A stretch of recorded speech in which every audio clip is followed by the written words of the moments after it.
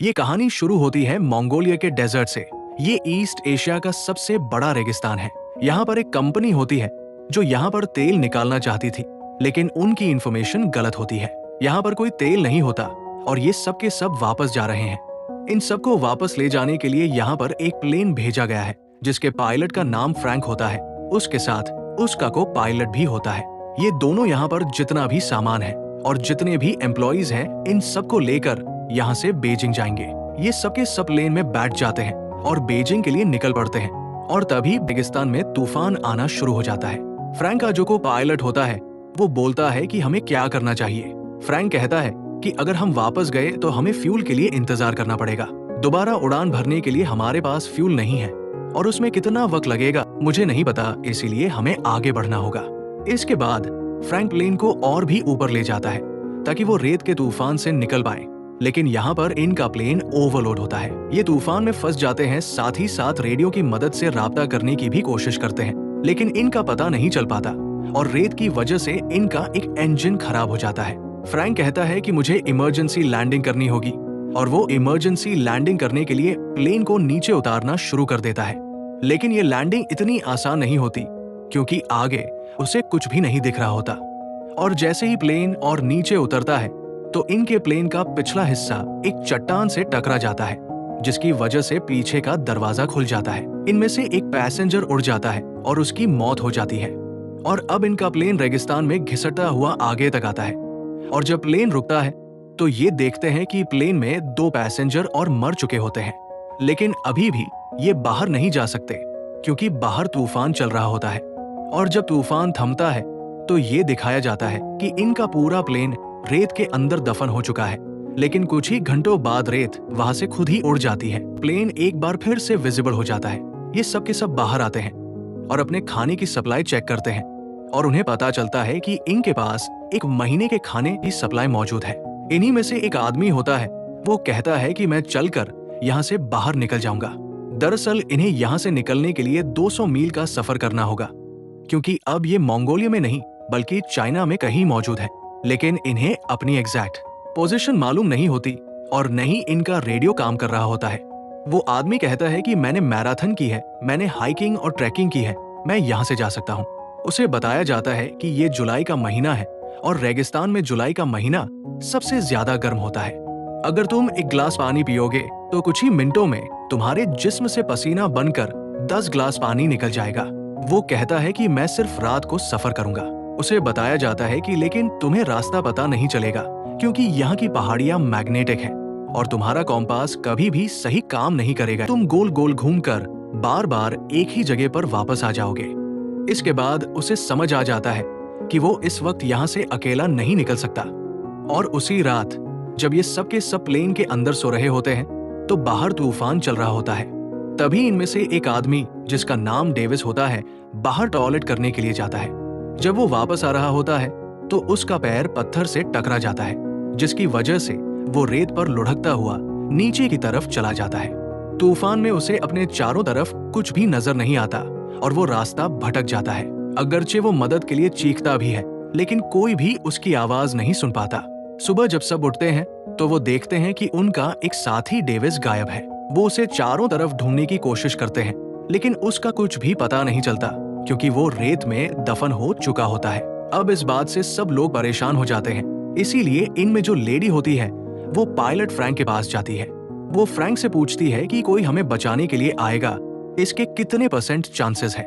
Frank कहता है कि सिर्फ 5%, लेकिन हम यहाँ से निकल नहीं सकते क्योंकि हम रेगिस्तान के बिल्कुल दरमियान में हैं। हमारे पास खाना और पानी बहुत कम है और अगर हमने इतने कम राशन के साथ चलना शुरू किया तो ये सब कुछ 2 दिन में खत्म हो जाएगा और हम में से कोई भी जिंदा नहीं बचेगा।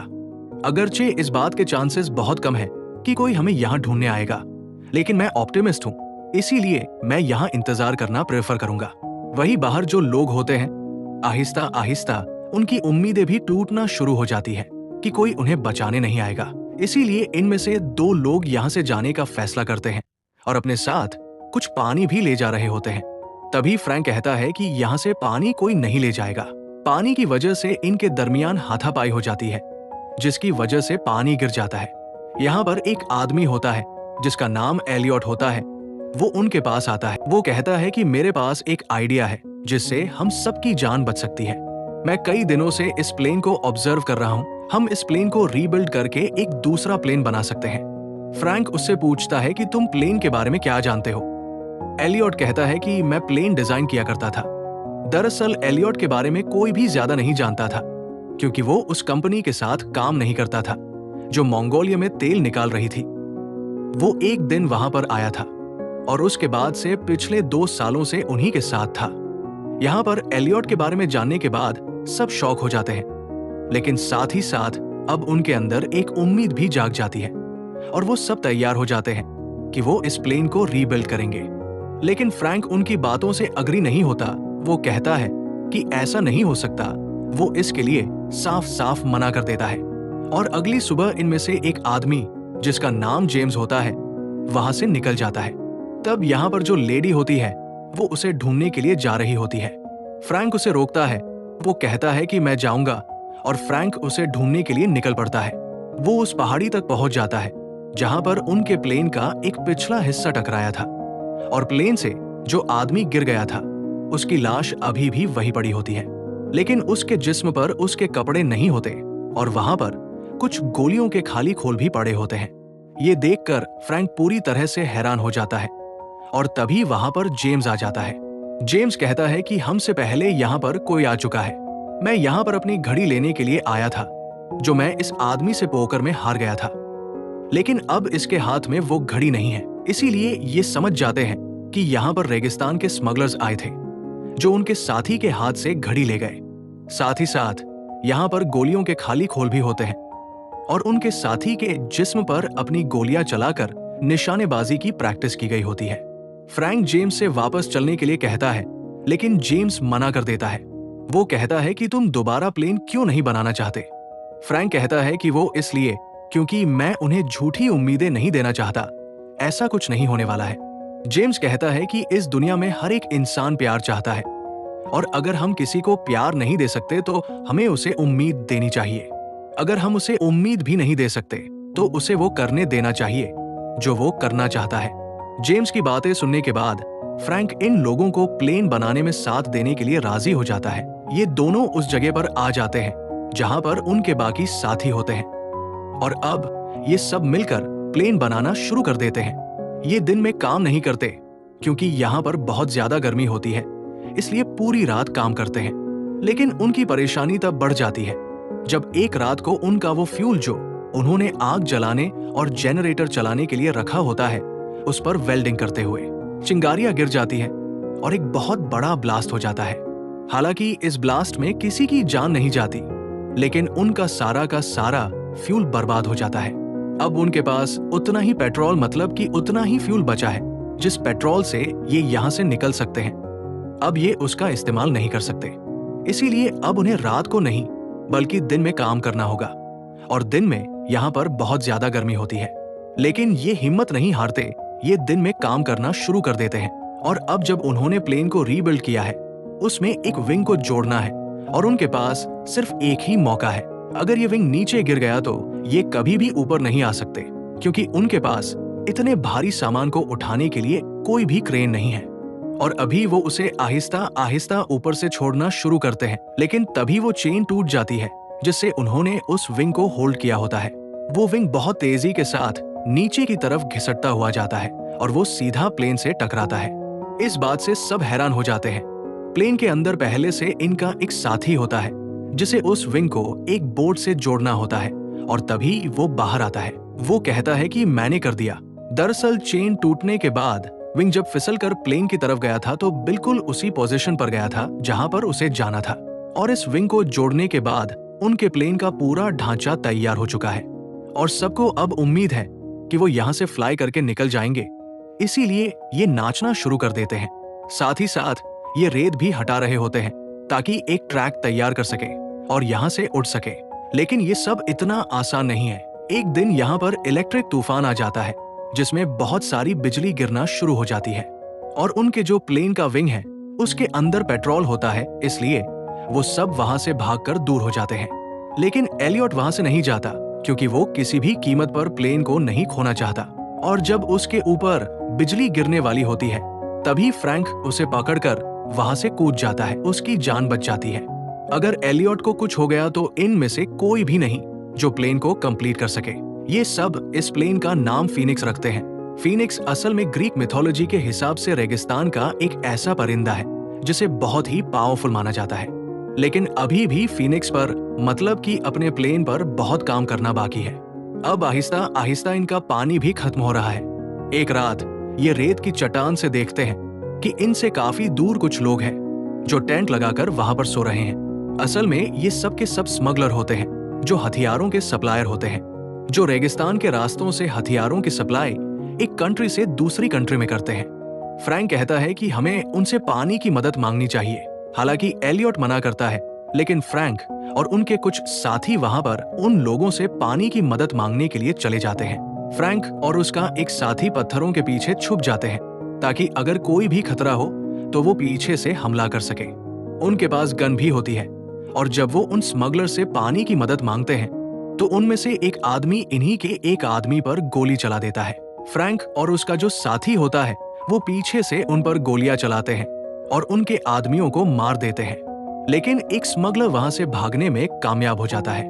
हालांकि फ्रैंक के पास मौका था उसे पीछे से गोली मारने का, लेकिन वो गोली नहीं चलाता क्योंकि वो खूनी नहीं है।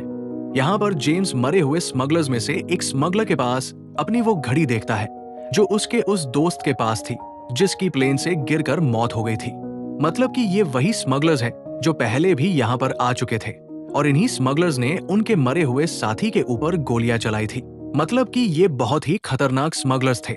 इनमें से एक स्मगलर बच जाता है और ये सब उसे अपने प्लेन के पास ले आते हैं। हालांकि कुछ लोग चाहते हैं कि उसे मार दिया जाए क्योंकि इसी ने उनके साथी को मारा था, लेकिन फ्रैंक ऐसा करने से मना कर देता है और सबके दरमियान आर्ग्यूमेंट होना शुरू हो जाता है। तभी एलियट उसे गोली मार देता है, जिस वजह से फ्रैंक और एलियट के दरमियान बहस शुरू हो जाती है। एलियट फ्रैंक को ब्लेम करता है। वो कहता है कि तुम पायलट थे, तुम्हारी वजह से हम यहाँ पर फंसे हैं और तुम्हारी वजह से हमारे एक साथी की जान गई है क्योंकि मैंने मना किया था, फिर भी तुम वहां पर गए। इस बात से फ्रैंक को गुस्सा आ जाता है। वो एलियट को एक पंच मार देता है और एलियट सबसे नाराज हो जाता है क्योंकि उसकी ईगो हर्ट हो जाती है। वो कहता है मैं प्लेन नहीं बनाऊंगा, मुझे जितना काम करना था मैंने कर लिया। मैं यहाँ पर 10 लोगों के बराबर काम करता हूँ और तुम सब आराम करते हो। कैली यहाँ पर उसके पास आती है और वो उसे कहती है कि तुम्हारे बगैर हम इस प्लेन को नहीं बना सकते, हमें तुम्हारी जरूरत है। वो कहता है कि अगर सब मुझे रिक्वेस्ट करेंगे तभी मैं प्लेन बनाऊंगा और सबको उसे रिक्वेस्ट करनी पड़ती है, यहाँ तक कि फ्रैंक को भी। फ्रैंक कहता है कि तुम यहाँ के बॉस हो, प्लीज इस काम को खत्म करो। इसके बाद एलियट मान जाता है। एक बार फिर से ये सबके सब प्लेन के काम को खत्म करने में जुट जाते हैं।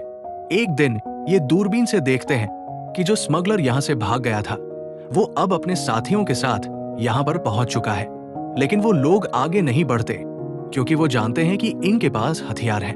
दरअसल स्मगलर्स के जो हथियार थे अब वो इन्हीं के पास है, लेकिन इन स्मगलर्स को ये पता है कि इनके पीने का पानी और खाना बहुत जल्द खत्म हो जाएगा और जब ये पूरी तरह से कमजोर हो जाएंगे तब वो इन पर हमला करेंगे। वही अब ये और भी ज्यादा जोर से अपना काम करना शुरू कर देते हैं और उनका काम खत्म हो जाता है। और तभी फ्रैंक को एक मैगजीन मिलती है।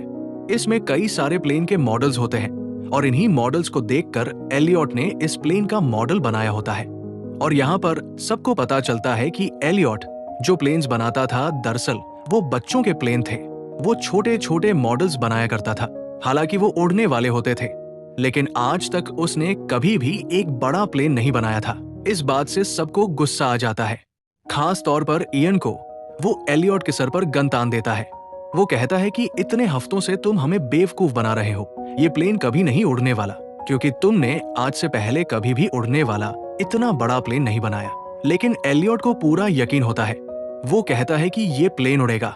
मैं छोटे प्लेन बनाया करता था, लेकिन वो रिमोट कंट्रोल वाले हुआ करते थे, उनमें बैलेंस की ज्यादा जरूरत होती है। फ्रैंक इयन को रोक देता है और तभी यहाँ पर तूफान आना शुरू हो जाता है। और जब हवाएं तेज होती हैं, तो जो प्लेन इन्होंने इतने हफ्तों की मेहनत से बनाया होता है वो हवा में अपने आप ही हल्का हल्का उठना शुरू हो जाता है। और ये देखकर सब समझ जाते हैं कि ये प्लेन उड़ेगा। उनके दिल में जो उम्मीद खत्म हो चुकी थी एक बार फिर से वो जाग उठती है, लेकिन ये रेगिस्तान का तूफान होता है जिस वजह से प्लेन पूरी तरह से रेत में ढक जाता है।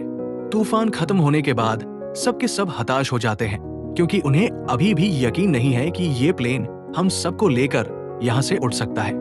लेकिन फ्रैंक कहता है कि हम सब ने इसे मेहनत से बनाया है और इसे हम यहाँ से उड़ा कर ले जाएंगे। ये सब के सब प्लेन को रेत से निकालते हैं और खींचते हुए उस जगह पर ले जाते हैं जहां पर रेत नहीं होती। इसके बाद ये प्लेन को स्टार्ट करते हैं। प्लेन स्टार्ट तो हो जाता है लेकिन जल्द ही बंद हो जाता है। ये कई बार कोशिश करते हैं और आखिरकार इनका प्लेन स्टार्ट हो जाता है। प्लेन के इंजन की आवाज सुनकर जो स्मगलर होते हैं वो उनकी तरफ आने लगते हैं। वो घोड़ों पर अपनी गन्स लेकर उन्हें मारने के लिए उनकी तरफ आ रहे होते हैं। ये सब के सब प्लेन के ऊपर चढ़ जाते हैं और विंग के साथ लटक जाते हैं। दरअसल इनके प्लेन का डिजाइन ऐसा होता है कि उसके अंदर बैठने के लिए किसी के लिए भी कोई जगह नहीं होती। उन्होंने एक बहुत बड़े हवाई जहाज से एक छोटा प्लेन बनाया है और अब इनका प्लेन रनवे पर आगे बढ़ना शुरू हो जाता है। पीछे से स्मगलर्स इन पर मुसलसल गोलियां चला रहे होते हैं, लेकिन इनमें से किसी को भी गोली नहीं लगती और तभी इनका रनवे खत्म हो जाता है। स्मगलर्स को लगता है कि ये सब मारे गए हैं, लेकिन अगले ही पल इनका फीनिक्स रेत से उड़ता है और वो आसमान में उड़ना शुरू कर देता है। ये सब के सब इससे बहुत खुश हो जाते हैं। इतने हफ्तों से जो उन्होंने मेहनत की थी वो मेहनत कामयाब हो चुकी होती है और इस तरह से ये सब मौत के मुंह से, उस खतरनाक रेगिस्तान से जहां से निकलना नामुमकिन था, वहां से निकल जाते हैं। और लास्ट में इन सब की फोटोज दिखाई जाती है।